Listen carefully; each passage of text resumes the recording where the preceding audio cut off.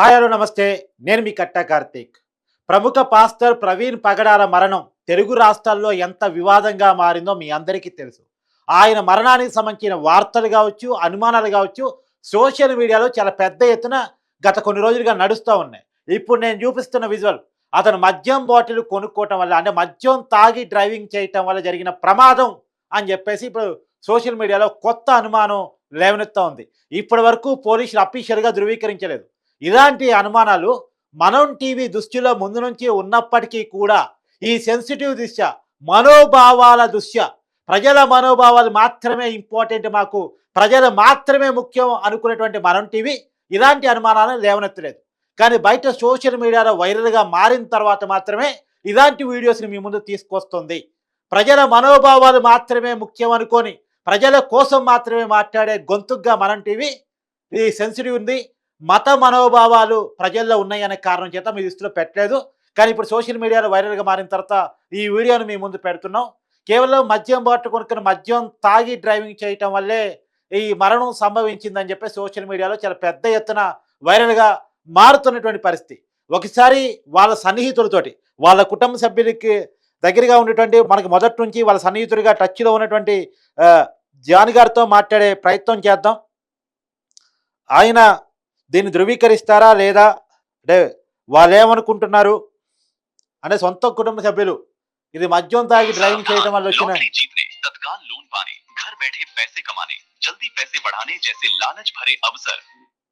Sir నమస్కారం sir.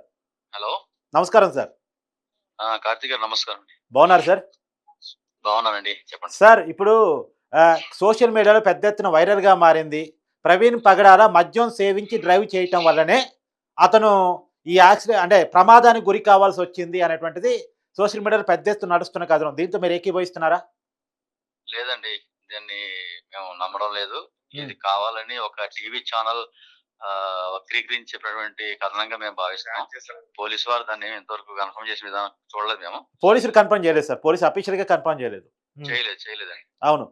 ఏదైనా police ద్వారా రావాలి తప్ప ఈ ఛానల్స్, మీడియా వాళ్ళు, సోషల్ మీడియా వాళ్ళు ఏది పడితే అది చేస్తున్నారు వాళ్ళ రేటింగ్స్ కోసం. కానీ ఇది మేము నమ్మట్లేదండి. ఓకే.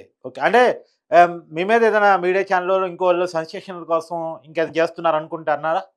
అవునండి, అవును, అదే అనుకుంటున్నాం మేము. ఒకటి, క్రైస్తవుల మనోభావాలతో వీళ్ళు ఆటలాడుకుంటున్నారనేది మాకు అనిపిస్తుంది. ఇది చాలా మా విశ్వాసం సంబంధించి, మా మనోభావాలకు సంబంధించింది.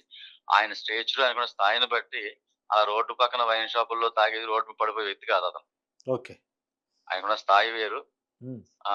దాన్ని క్యారెక్టర్ అసాసినేషన్ చేయడానికి ఒక పథక ప్రకారం చేసిన కుట్రగా కూడా మేము చూస్తాం. సార్, ఇప్పుడు ఒక విషయం చెప్పండి. మీకు ఆయనతో ఎన్నాళ్ళ నుంచి పరిచయం ఉంది?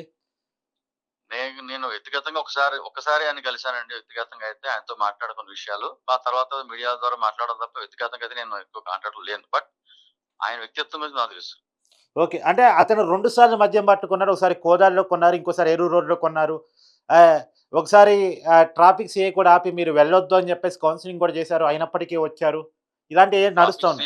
ట్రాఫిక్ సిఐ మాట్లాడిన మాటల్లో ఆయన చెప్పిన మాట ఏంటంటే, ఆయన ప్రయాణ బడకలలో నీరసంగా ఉన్నాడని చెప్పాడు తప్ప డ్రింక్ తాగడని ఆయన చెప్పలేదు. అవును, చెప్పలేదు. వీళ్ళు దాన్ని ఫ్యాబ్రికేట్ చేస్తున్నారు. డ్రింక్ చేశాడు, మందు కొన్నాడని ఫ్యాబ్రికేట్ చేస్తున్నారు. ఓకే. అంటే ఎండ దెబ్బ ఏమైనా కొట్టుండొచ్చు అనే దాంట్లో మీరు ఏకీభవిస్తున్నారా?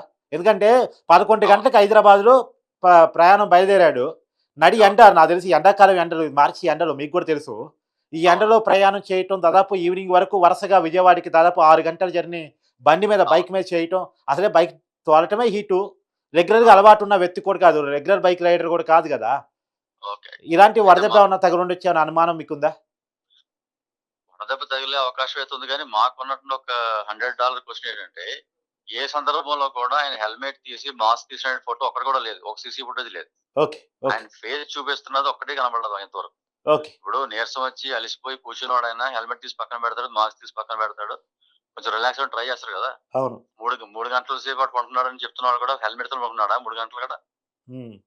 అది నమ్మదగినగా లేదు, నమ్మడానికి అవకాశం లేకుండా ఉంది. అది మేము ఇంటర్నల్ గా చెక్ చేసుకున్నాం. అది వాస్తవాలు తెలిసిన తర్వాత దాని మీద మేము కామెంట్ చేయగలం. పోలీసులు చేస్తున్న ఎంక్వైరీ మీద సాటిస్ఫాక్షన్ వ్యక్తం చేస్తున్నారా? వాళ్ళ ప్రయత్నాలు చేస్తున్నారు సార్. పోలీసులు మేము తప్పడం లేదు. వాళ్ళు ఇచ్చేటువంటి ఇన్ఫర్మేషన్ బట్టి మేము కూడా ముందుకు వెళ్తాం. Thank you sir. చూశారు కదా, వాళ్ళ అభిమానులు, వాళ్ళ సన్నిహితులు ఎవరైతే ఉన్నారో వాళ్ళు మాత్రం ప్రవీణ్ పగడాల డ్రింక్ చేసి ఉండటం వల్లే చనిపోయాడు అనే దాంట్లో కొంత ఏకీభవించడానికి వెనకాడుతున్నారు. ఏకీభవించట్లేదు.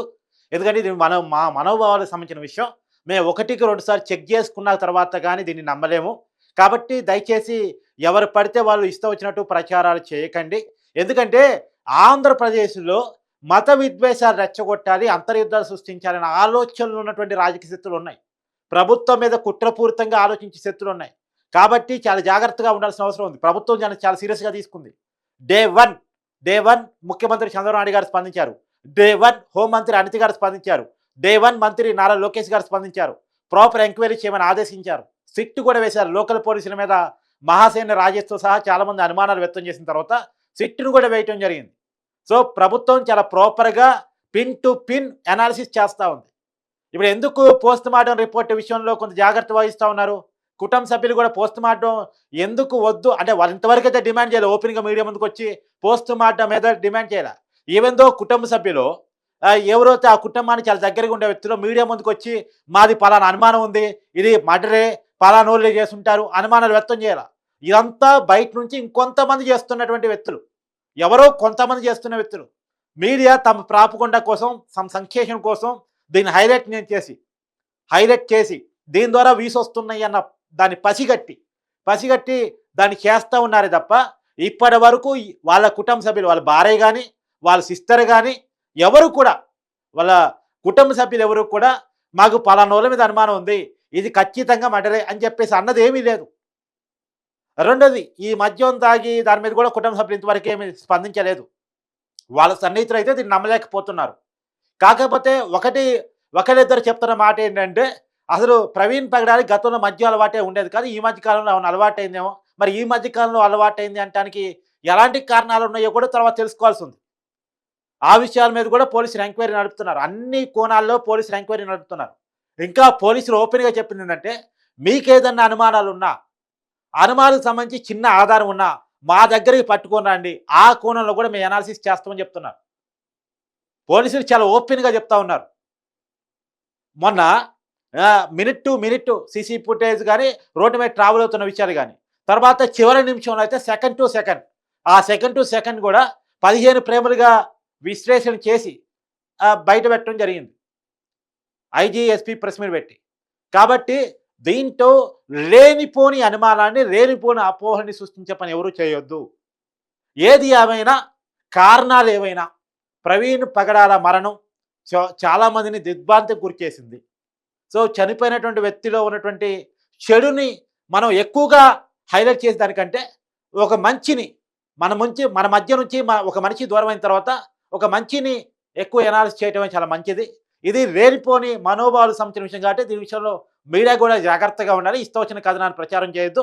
ఇప్పటికైతే ఇతర మరణం మీద ఖచ్చితంగా మద్యం తాగి డ్రైవింగ్ చేయటం వల్ల చనిపోయి ఉంటాడని ఒక వాదన, లేదు వడదెబ్బ కారణంగా ఎండలో ట్రావెల్ చేయటం వల్ల కొంత నీరసం అయ్యి ఉండొచ్చు, ఆ ప్రభావం బాడీ మీద పడి ఉండొచ్చు అనేటువంటిది ఇంకొక వాదన మాత్రం బలంగా వైరల్ అవుతూ ఉన్నాయి. చూడాలి ఏ వాదనని పోలీసులు బలపరుస్తారు, అసలు ఈ వాదనకు సంబంధించిన విషయాలని పోలీసులు మీడియా ముందుకు వచ్చి ప్రస్తావిస్తారా, కేవలం కుటుంబ సభ్యుల దగ్గర మాత్రమే ప్రస్తావిస్తారా కూడా చూడాల్సి ఉంది.